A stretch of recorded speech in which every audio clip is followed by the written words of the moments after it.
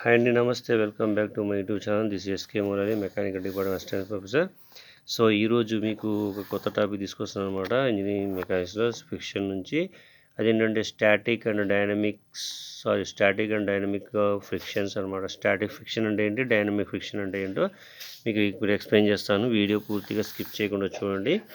So ఇక్కడ మనకి type of friction అనమాట. ఆ టైప్ ఆఫ్ ఫ్రిక్షన్లో ఫస్ట్ ఇక్కడ చూడండి, స్టాటిక్ ఫ్రిక్షన్. అంటే ఇది ఒక హారిజాంటల్ ప్లేన్ మీద ఒక బాడీని ఇలా ఉంచేస్తాం అనమాట. ఇక్కడ బాడీ అనేది రెస్ట్లో ఉంది. దీన్ని స్టాటిక్ ఫ్రిక్షన్ అంటారు. ఇక్కడ లిమిటింగ్ ఫ్రిక్షన్ అనమాట. సో సేమ్ యాసిడ్ డయాగ్రామ్ అనమాట. RW ఇక్కడ body and point of sliding అంటే జస్ట్ 1 సెంటీమీటర్ కావచ్చు, లేకపోతే 2 సెంటీమీటర్ కావచ్చు. జస్ట్ పాయింట్ దీనికి ఎఫర్ట్ అప్లై చేయడం కదిలినట్టు అనమాట. ఇక్కడ వచ్చేసి కైనటిక్ ఫ్రిక్షన్. సో దీన్ని RW ఫ్రిక్షన్ ఎఫ్ అని చూపిస్తాం. తర్వాత వచ్చేసి బాడీ ఈజ్ మూవింగ్. సో ఎంతో కొంత ఎఫర్ట్ ఏర్పడించినప్పుడు ఈ బాడీ అనేది మూవ్ అవుతుంది అనమాట. ఇది దీనికి సంబంధించి type of friction. So first ఇక్కడ మనం చూసినట్టయితే ఏం చేయాలి ఏంటంటే, స్టాటిక్ అండ్ డైనమిక్ ఫ్రిక్షన్స్లో first consider a solid body placed on the rough horizontal surface. ఇక్కడ చెప్పాను కదా, దీని ప్రకారంగా a horizontal force P is applied to the block insufficient to cause the motion. Insufficient అంటే సఫిషియెంట్గా కాకుండా కొంచెం అప్లై చేసినట్టయితే మోషన్ అవడం ఈజీ అవుతుంది అనమాట. Insufficient to overcome the friction. So ఫ్రిక్షన్కి ఓవర్కమ్ చేస్తుంది అనమాట. The friction acting on a body which is at rest is called static friction. So ఇక్కడ ఏంటంటే బాడీ అనేది రెస్ట్లో ఉంటుందన్నమాట, ఐడియల్ పొజిషన్. దాన్ని ఏమంటారంటే స్టాటిక్ ఫ్రిక్షన్ అంటారు. If the friction is increased at certain value, the body is on the point of sliding. This is show that the friction has properly adjusting it magnitude to be balance the external force. ఇక్కడ ఏంటంటే ఇక్కడ వచ్చేసి body movement sliding అవుతున్నప్పుడు ఇది చూస్తుంది అనమాట. Proper adjustment ఉంటుంది. దాంతోపాటు బ్యాలెన్స్ చేస్తుంది ఎక్స్టర్నల్ ఫోర్స్ అనమాట. There is a limited beyond on the force of the friction cannot increase. So friction అనేది ఇంక్రీజ్ అనమాట, స్పీడ్ యూజ్ అవుతున్నప్పుడు. At a point of sliding, ఏదైతే పాయింట్ స్లైడ్ అవుతుందో అటువంటి ఫ్రిక్షన్ అనేది ఇది ఇంక్రీజ్ అవ్వదు. So the friction existing is called limiting friction and its value is maximum. So ఇక్కడ ఏదైతే ఫ్రిక్షన్ ఏర్పడుతుందో దాన్ని ఏమంటారంటే లిమిటింగ్ ఫ్రిక్షన్ అనమాట. దాన్ని వచ్చేసి మ్యాక్సిమం వాల్యూ ఏదైతే ఉందో అది అనమాట. నెక్స్ట్ ఇక్కడ ద ఫ్రిక్షన్ యాక్టింగ్ అనే body which is actually in the motion is called dynamic. So ఇక్కడ స్టార్ట్ అయింది స్లైడింగ్, ఇక్కడ ఏం మూవ్ అవుతుంది అనమాట, డైనమిక్. సో దీన్ని ఏమంటారంటే ఎగ్జిస్టింగ్ పార్ట్ అనమాట. దీన్ని ఏమంటారంటే డైనమిక్ లేదా కైనెటిక్ ఫ్రిక్షన్ అంటారు. It's value is always less than the limiting friction. So ఇక్కడ ఏదైతే ఫ్రిక్షన్ ఉందో దానికంటే ఇది తక్కువగా ఉంటుందన్నమాట. సో ఇక్కడ డయాగ్రామ్ ఇచ్చాడు, దాన్ని చూడండి, మనం చూద్దాం. ఇది వచ్చేసి ఎఫర్ట్ అప్లైడ్, ఇది వచ్చేసి ఫ్రిక్షన్. సో స్టార్టింగ్ వచ్చేసి P is equal to F. ఇక్కడ P is greater than F అనమాట. Static friction, body at rest. ఇక్కడ లిమిటింగ్ ఫ్రిక్షన్, మ్యాక్సిమం ఫ్రిక్షన్ అనమాట. అక్కడ నుంచి బాడీ మోషన్లో వచ్చేసి ఇది రెడ్యూస్ అయిపోయింది, తగ్గిందనమాట. ఇది ఇక్కడ చెప్తున్నాను అనమాట. The relation between the effort applied and frictional force after limiting condition, the friction suddenly decrease to certain value which remain constant through out the motion.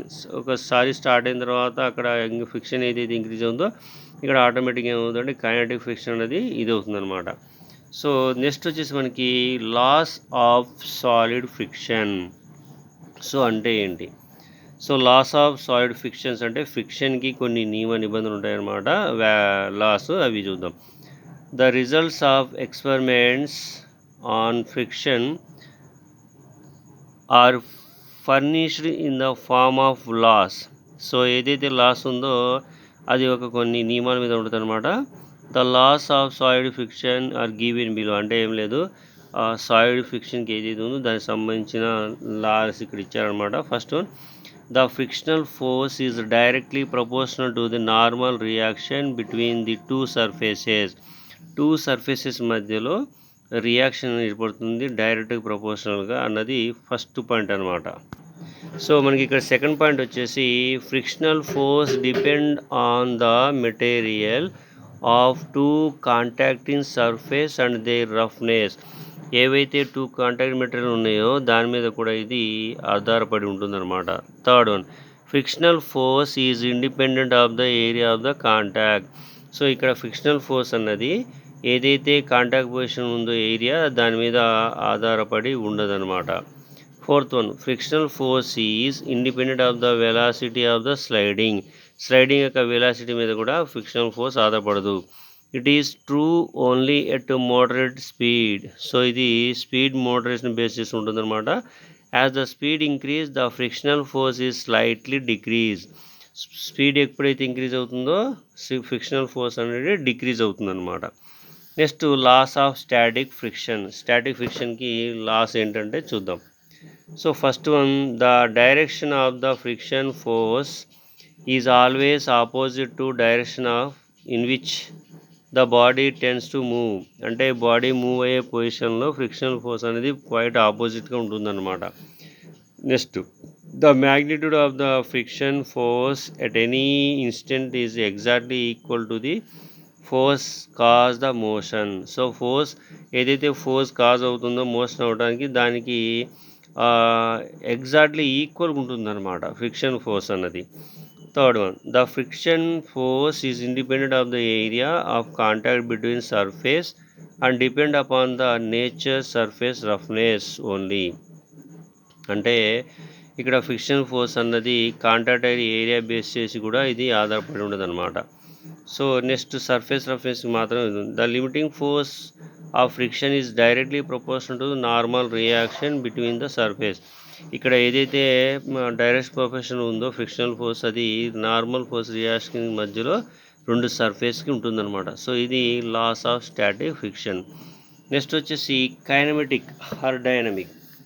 So kinematic or dynamics ఫ్రిక్షన్లో laws ఏంటి చూద్దాం.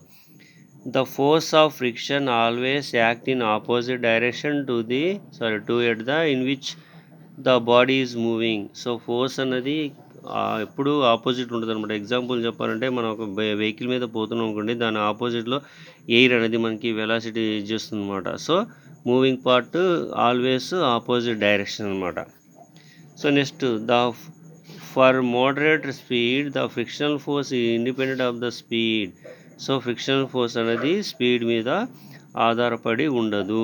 Frictional force remain constant low speed. So low స్పీడ్కి frictional force అనేది constant ఉంటుంది అనమాట. But it is increase slight with increasing స్పీడ్ని base చేసుకొని friction కూడా ఇంక్రీజ్ స్లైట్ అవుతుంది అనమాట. Next, force necessary to start the motion is greater than the necessary to maintain the motion. So maintain చేసే motion కంటే start అయ్యే motion అనేది చాలా ఎక్కువ ఉంటుందన్నమాట ఫ్రిక్షనల్ ఫోర్స్లో. Next, the ratio between kinetic friction to normal reaction at constant. So ఇక్కడ kinetic ఫ్రిక్షన్కి నార్మల్ రియాక్షన్ కాన్స్టెంట్ ఉంటుంది అనమాట. This constant is called coefficient of kinetic friction and is slightly less than the limiting friction. So limiting friction కంటే తక్కువ ఉంటుంది. ఇటువంటి friction ఏమంటారంటే coefficient of kinetic friction అంటారనమాట. సో ఇవి మనకి kinetic friction or dynamic friction సంబంధించి టాపిక్ అనమాట. నెక్స్ట్ వచ్చేసి మనకి law of fluid friction. So fluid ఫ్రిక్షన్కి లాస్ ఏంటి? సో ఏ విధంగా ఉంటుందంటే, first point, the intensity of frictional force is independent of the లోడ్ని బేస్ చేసుకొని ఇది ఆధారపడి ఉండదు అనమాట, law of fluid. Second one, frictional force depends on the properties of lubricate. అంటే ఫ్రిక్షనల్ ఫోర్స్ అన్నది లూబ్రికేట్ యొక్క ప్రాపర్టీ మీద కూడా ఆధారపడి ఉంటుంది. Next third one, frictional force is independent of the material of the contacting surface area. Example bearings అనమాట. So ఇక్కడ contact area మీద కూడా ఇది ఆధారపడి ఉండదు. Frictional force reduce with the increasing of the temperature of the lubricate. So ఇక్కడ ఏంటంటే lubricate ఉన్నప్పుడు ఏమవుతుంది, టెంపరేచర్ అనేది టెంపరేచర్ ఇంక్రీజ్ అయినప్పుడు ఇది చేస్తుంది అనమాట, అంటే టెంపరేచర్ రెడ్యూస్ చేస్తుంది. ఎప్పుడైతే ఫ్రిక్షనల్ ఫోర్స్ ఇంక్రీజ్ అవుతుందో టెంపరేచర్ అనేది రెడ్యూస్ చేస్తుంది, లూబ్రికేట్ కంపేర్ చేస్తుంది అనమాట. నెక్స్ట్ వచ్చేసి కోఎఫిషియంట్ ఆఫ్ ఫ్రిక్షన్ అంటే ఏంటి? కోఎఫిషియంట్ ఆఫ్ ఫ్రిక్షన్ అనేది డిఫైన్ కోఎఫిషియంట్ ఆఫ్ ఫ్రిక్షన్ వస్తుందన్నమాట. సో దానికి the ratio limiting force of friction to the normal reaction it is called coefficient of friction అంటారు. సో ఇక్కడ చూడండి, the ratio of limiting force of friction to the normal reaction between two body is called coefficient of friction. It is denoted by the letter mu. So mu అనే లెటర్తో చూపిస్తారనమాట. So ఇది మనకి normal రియాక్షన్కి తర్వాత బాడీకి ఏదైతే limiting force ఉందో దానికి ఏమంటారంటే coefficient of friction అంటారు. Example F is equal to mu R. So అలాగే mu is equal to F by R. So ఇక్కడ ఫ్రిక్షన్ ఫోర్స్, ఇక్కడేమో నార్మల్ రియాక్షన్కి అనమాట ఇది. ఓకేనా? నెక్స్ట్ వచ్చేసి మనకి ఇక్కడ ఒక టాపిక్ ఉంది, angle of friction. So angle of friction అంటే ఏంటి చూసినట్టయితే మనకి చూద్దాం. సో యాంగిల్ ఆఫ్ ఫ్రిక్షన్ అంటే ఇక్కడ ఇది ఒక హారిజంటల్ ప్లేన్ అనమాట. సో ఎర్త్ అనమాట, దీనిపైన ఒక బాడీ ఉంచేశారు. సో ఇది మోషన్ క్వైట్ ఆపోజిట్ ఉంటుంది అనమాట. ఇది ఆర్ రియాక్షన్, ఇది డబ్ల్యూ అనేది నార్మల్ రియాక్షన్, ఇది త్రూ సర్ఫేస్ ఏరియా. సో ఇక్కడ నుంచి ఒక యాంగిల్ ఇంక్లినేషన్ అప్పుడు అది R1 అంటారు అనమాట.